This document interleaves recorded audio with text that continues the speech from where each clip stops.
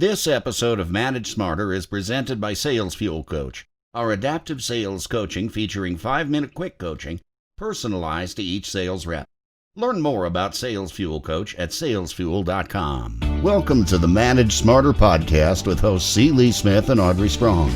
We're glad you're here for discussions on new ways to manage smarter, hire, develop and retain talent, improve results, and propel team performance to new heights. This is the Manage Smarter podcast. Well, Lee, COVID-19 really has exposed some technology shortfalls, don't you think? I mean, we've run into some of our own challenges here at Sales Fuel. Yeah, we had a fantastic webinar where we had over 2,000 registrants, and we ran up against the limit of 1,000 attendees 15 minutes before the webinar. But then we were plagued with all kinds of audio cutouts and all kinds of issues there.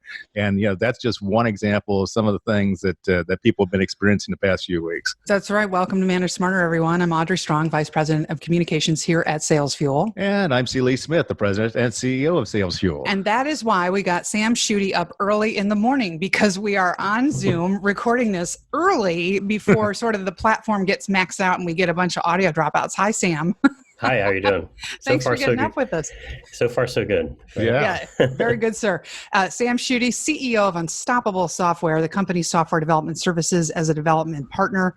And also, he's the host of his own excellent podcast. I took a listen in the wee hours in the morning, unstoppabletalk.com, which covers the intersection of business and technology innovation. And today we're going to talk with Sam about the COVID-19 crisis, exposed technology shortfalls, suggestions and solutions he has, and he's got this great thing we want to talk about and let you all know about called a virtual tip jar, which can be used to help your favorite service provider who is prevented from working because they're considered non-essential. So Sam, a couple of great things to talk about. Good morning.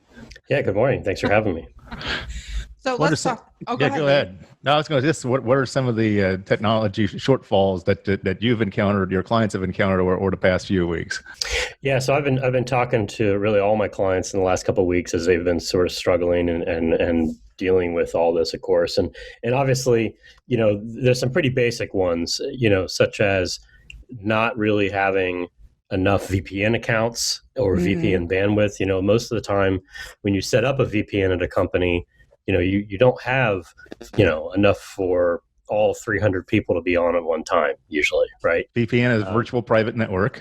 Correct, yeah. And so if folks are working from home and they want to access their files on their their machine, they need to dial in. Basically, you can call it dialing in, right? We still refer to it that way over the VPN, and that's a real hassle. I've had other customers who, for instance, if they deal with a lot of folders and files, and particularly like large files, engineering drawings, that are 500-600 megabyte files or multi-gigabyte files, now even just downloading those, the time spent back and forth can be a problem. But I think, some of the folks that are struggling the most really, though, are companies that, are manufacturers. A lot of our customers are manufacturers, doing all kinds of, made-to-order products and working on the shop floor with our software solutions.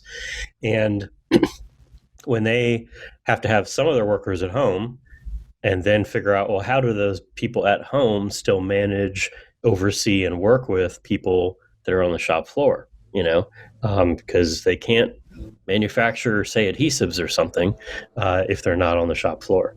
And of course, those companies have had to institute all kinds of social distancing, which becomes a problem, really affects their output. So it's interesting because there's been a lot of push in recent years to have those kind of virtual remote assistance type solutions, right? Like you said, turn your phone around and show me a video of it. Or, there's been a lot of people using like HoloLens and these Microsoft solutions to sort of provide virtual maintenance and virtual inspections. And so, those guys that make those products and solutions are saying, see, I told you so, in this era. So.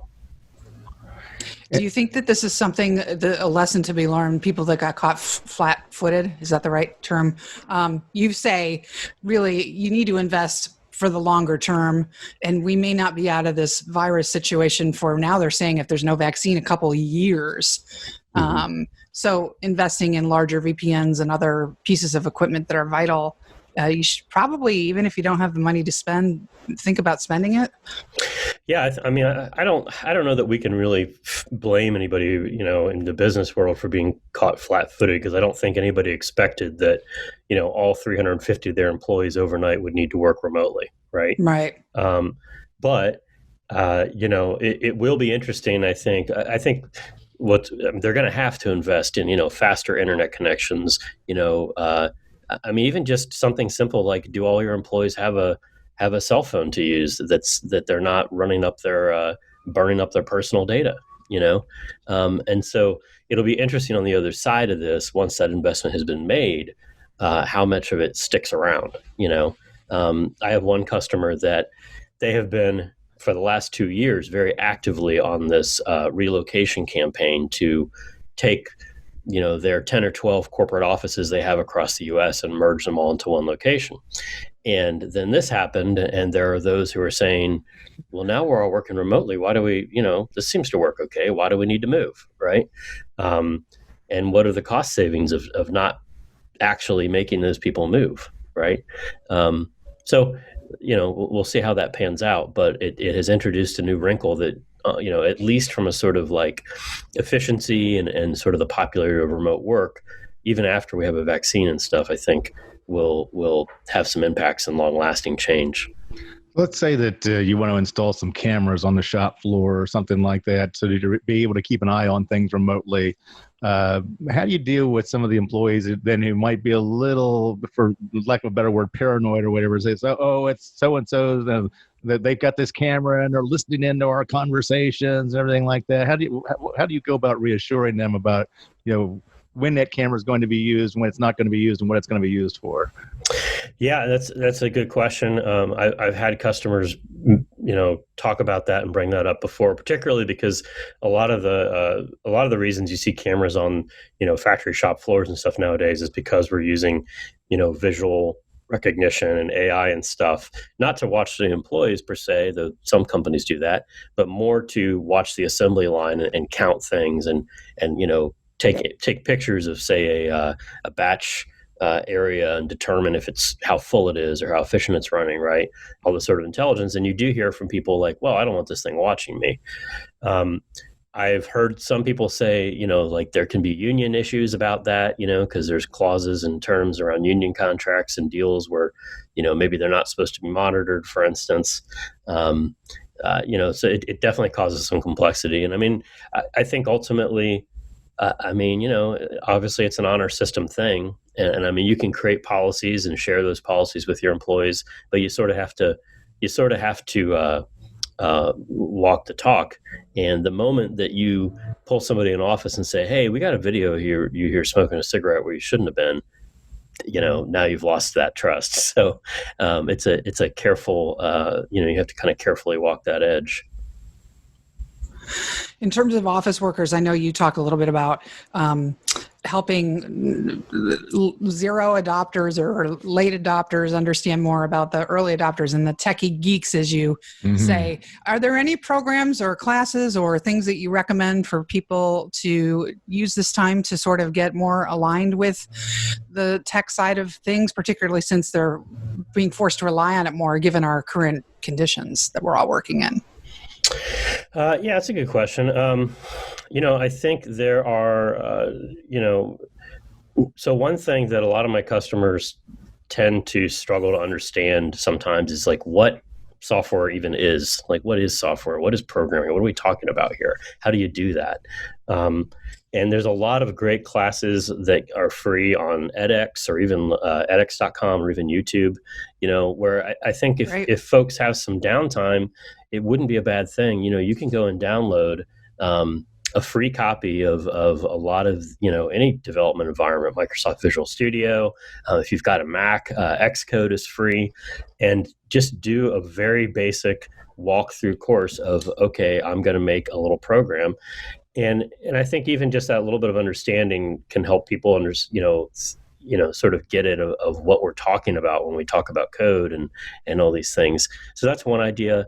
Of course, there's a lot of good books and other, materials out there to help you understand sort of, how to manage software developers and stuff like that. So it kind of depends on what problem you want to tackle.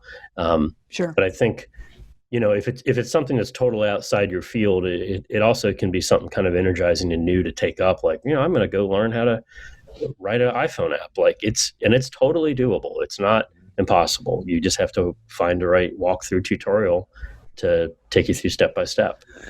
How do you deal with the people then that are petrified of making a mistake, that they say, if I press this button instead of that button or whatever, the whole company is going to come to a screeching halt and everything like that? When, and the reality of it is like, I don't know about you, but how I learn technology is like, I like to get it. I like to play with it. I like, if I break it, I put it back together again. Or if I make a mistake, I just, I go back and retrace my steps and start over again or whatever. I learned the wrong way to do it. And, it's like inevitably though, it's like these things are programmed well enough or whatever that, that you can't screw them up too badly. So how do you get that point across to some of these people that are, petrified of messing things up? No, it's funny. You're absolutely right. We hear that, that's one of the sort of common responses you hear in the industry of, like you could put a very simple user interface with some buttons and some instructions and say, do these 3 steps. And then people will call and say, what should I do here? And you say, well, do the 3 steps. Well, I'm afraid to, right? Mm-hmm. Because like you said, what if I blow up the system? And I mean, I think so partially, like you said, people should understand that it's, most of just about anything you do in the system is not going to blow up anything, right?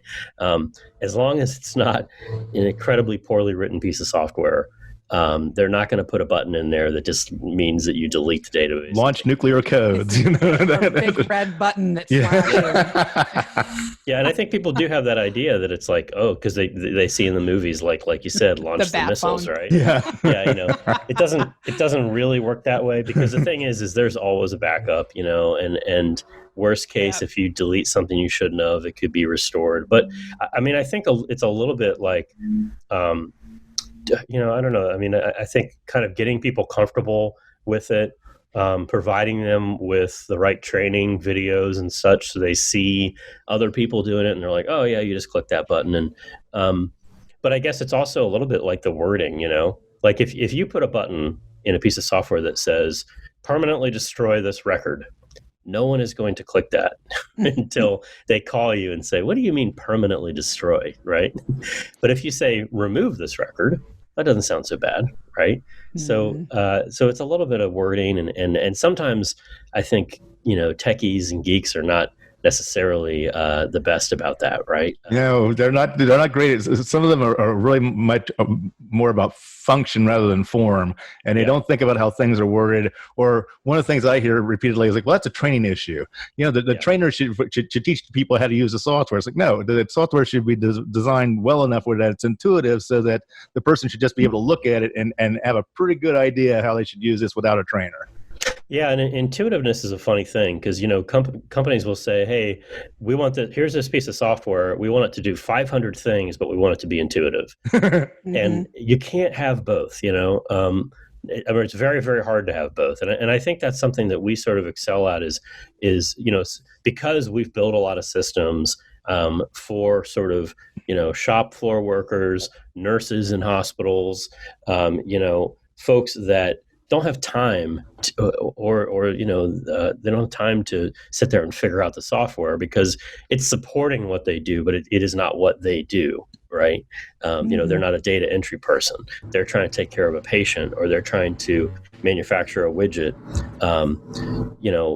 There's a certain sort of technique and approach to making things more intuitive. But yeah, I mean, I think it's like I said, I think it's a language thing too. I mean, because there's certain words and terms that developers think everybody knows, so they might call you and say, "Hey, did you get an exception?" And you're like, What? What does that like? What does that mean? Because normal people don't say that. What people actually, right. You should say, "Did you get an error?" Right? And people understand what the word error means. So, did you get a pop-up box thingy? Did a big red X appear on your screen? So it's kind of funny. Do you want to talk about your virtual tip jar? Sure, absolutely. Go ahead. What is it? How do we access it? What do we do with it? Yeah, so I'll give you the backstory first. So Okay. basically, I live in Cincinnati, in Ohio here, and when Ohio was kind of, I guess, one of the earlier states to shut down Yes, we were. bars and restaurants and everything, right?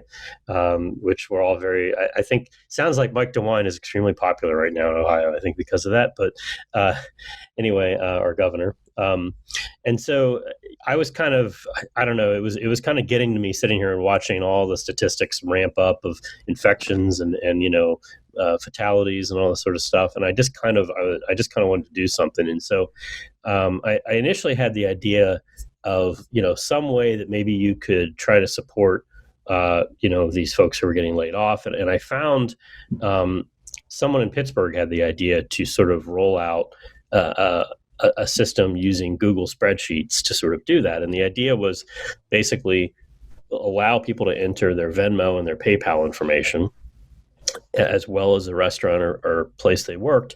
And then people who know that restaurant or people who know them could find that information and send them a virtual tip. So we kind of started there. And then now, since then, we have built it up to be its own, app. It's its own web app and stuff, and not just a Google spreadsheet. And so we have, we have 590 cities in there, and maybe 5,600 people in our database. And basically, like I said, the idea is if you go to our app, which is just at covidtipjars.com, COVID tip jars,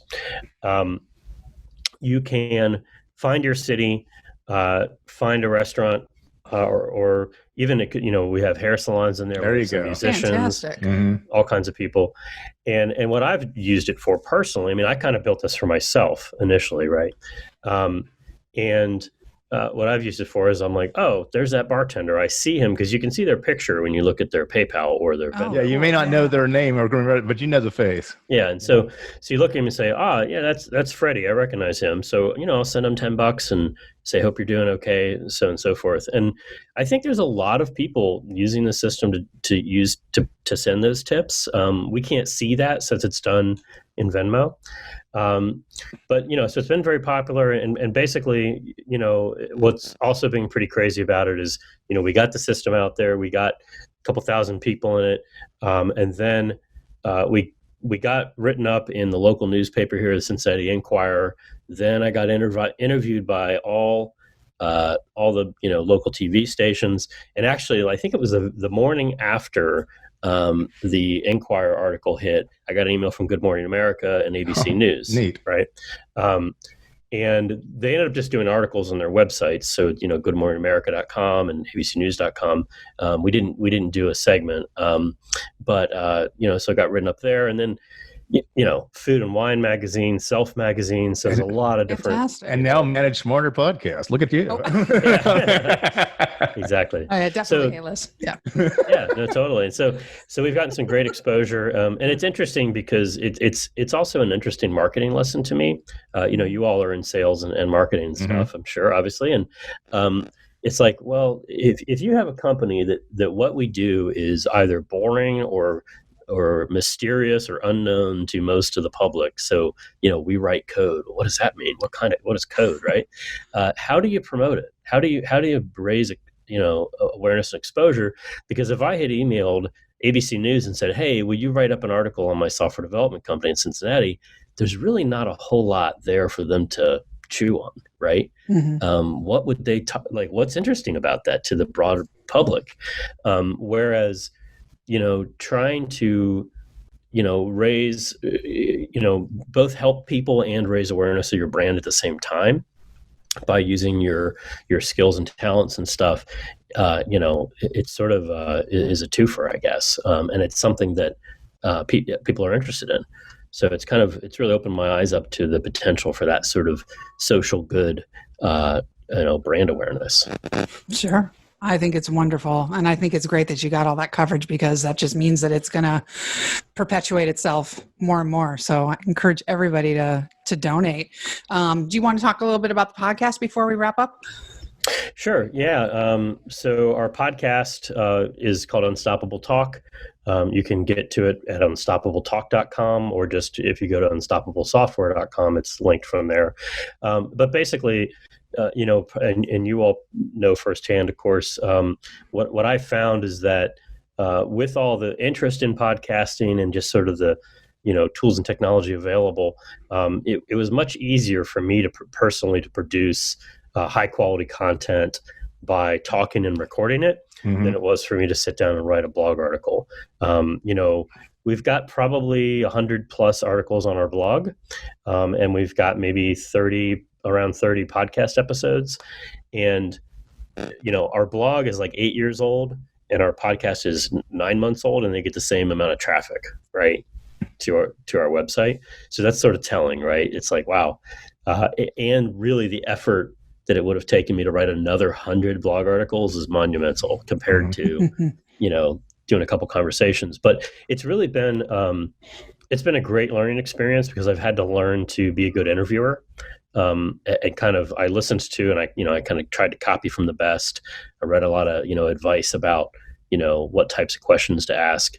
And it's been really good. And we've been getting some really cool guests, and just having some really good conversations. I try to make it very much like you're just sitting on a conversation between two people, right.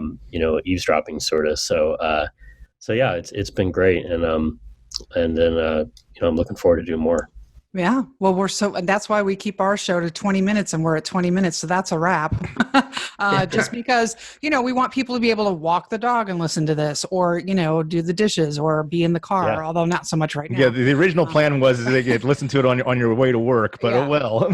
So, but unstoppablesoftware.com is your website. And it's just been so great meeting you, Sam. And, best of luck to you with the virtual tip jar continuing on and the podcast and all that. We appreciate it. Yeah. Hopefully we can get back to baseball season. That would be great in Cincinnati. Right. Yeah. Well, great to meet you both. And I appreciate you having me on your show. Thanks for listening. If you enjoyed the show, please rate and recommend on iTunes, Overcast, or wherever you get your podcasts. You can also get more great information at salesfuel.com.